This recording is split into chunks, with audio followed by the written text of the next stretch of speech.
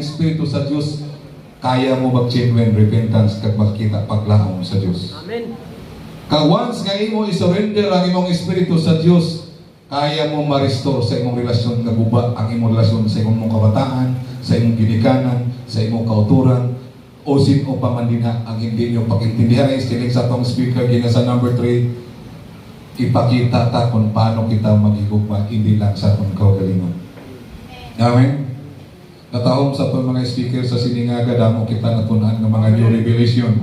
Amen. Glory to God. God bless din sa mga revelation na ginhatag sa ilang Diyos, na gininput sa ilang tagipusoon, sa ilang pangunahon. I know and I believe, tanan ito, halin ito sa Diyos. Amen. That's why we are blessed sa itong mga speaker sa Siningaga. I know and I believe sa next year, may gamito naman na mubulos sa akon nga ikapito. Agod kami duha ng pastor makanta.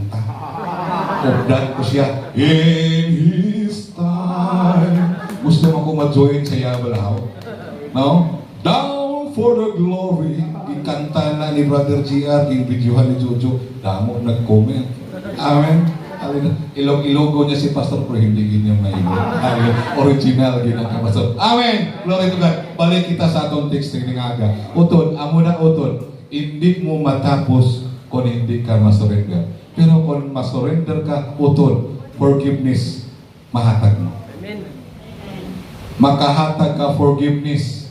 Dason, ang repentance, utod, amo ng word of invitation sa number 2, kinambal si Stalin ganina, revelation sa Ginoo, pertito, book na revelation na tutanan ng mga ginhatag sang Diyos sa iya. Amen. Hindi basta-basta nga maghatag words about sang verses sa mga revelation. Madalong na. Amen. But glory to God, ginpatpat, gipaintindi sa aton. Amen. Ang word of invitation, word of salvation sa number 2 na ginhatag sa atong ganina nga utod na si Sislanin, utod, agdaha. Ikaw inagda ka man ni Jesus para sa kaluwasan. Amen. Agdaha man ang imo pamilya, imo bana, imo asawa, imo parinti, imo best friend, imo kilala. Kaya nila na kaya mo na imbitahon. Kung musiling sila, wala na ko tsansa, wala na ko paglaong, may paglaong kung kay Jesus ka magpangapit.